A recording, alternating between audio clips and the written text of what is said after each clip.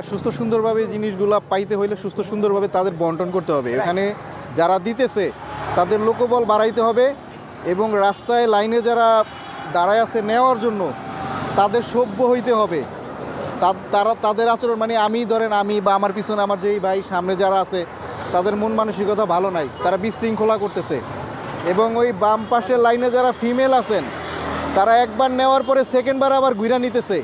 এখন যারা ট্রাক থেকে দিতেছে তারা কিন্তু তাদের ফেস চেনে বা ফিঙ্গার নিতেছে, কিভাবে তারা দিতেছে কিভাবে নিতেছে বুঝতেছি না। আমি একবার ওর প্রশ্ন করছিলাম যে আপনারা কি দেখতেছেন কি না, বলতেছে যে আপনি লাইনে আইসা বারবার নিতে পারবেন।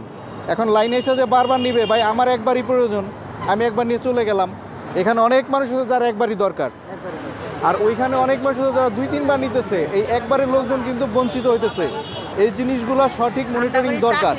এবং ওই ট্রাকে যেই পরিমাণের 1000 কেজি চাউল বা যেই বস্তা আটা 2000 কেজি আটা, এটা ঠিকঠাক আছে কি না যিনি ইন্সপেকশন করেন সে যেন ঠিকঠাক ওই জায়গায় মনিটরিং করেন এবং দেখেন।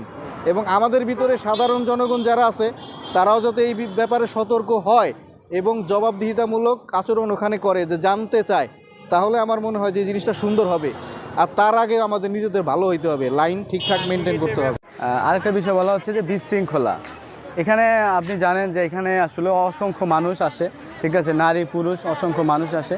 সেখানে আমরা তদারকি কর্মকর্তা হিসাবে আসলে একজন মানুষের পক্ষে আসলে এতগুলা লোকের বিশৃঙ্খলা অনেক সময় দেখা গেছে একটু ব্যাঘাত ঘটে। তারপরে আমি আমার জায়গা থেকে সর্বোচ্চ চেষ্টা করি এখানে শৃঙ্খলা ফিরে আনার জন্য এবং শৃঙ্খলা মাফিক যাতে দেওয়া হয়। এই জন্য যেহেতু আমাদের লোকবল রেশনিংয়ে লোকবল আছে, তারপরে আরও লোকবল সরকার হয়তো চাইলে বাড়াইতে পারে। তো সরকার যদি মনে করে আরও লোকবল বাড়ানো দরকার, অবশ্যই এখানে লোকবল বাড়াবে, ঠিক আছে। আমরা হচ্ছে আরও লোকবল জনবল আমাদের খাদ্য অধিদপ্তরে আসলে আমাদের এই কাজগুলো আরও বেশি সহজ হবে। এবং এখানে অনেক ফিমেল আপারা যারা আছেন নিতেছে, তারা এখান থেকে নিয়ে সামনে এক বস্তার মধ্যে তারা 4-5 জনের একটা সিন্ডিকেট বা আরও বেশি সিন্ডিকেট আসে, এক জায়গায় সব জড়ো করে।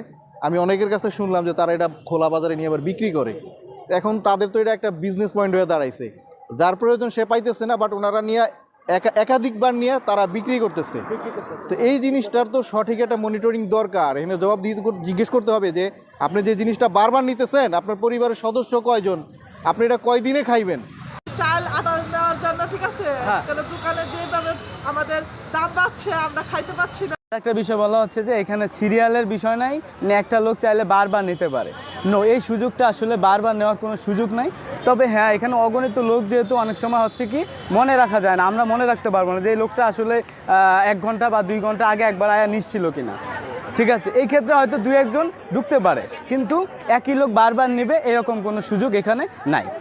নিম্ন আয়ের মানুষের জন্য সরকারের ভর্তুকি মূল্যে খাদ্য ও বাণিজ্য মন্ত্রণালয়ের উদ্যোগে চাল, ডাল, তেল ও আটা ট্রাক সেলের মাধ্যমে রাজধানীর বিভিন্ন এলাকায় বিক্রয় কার্যক্রম চলমান রয়েছে।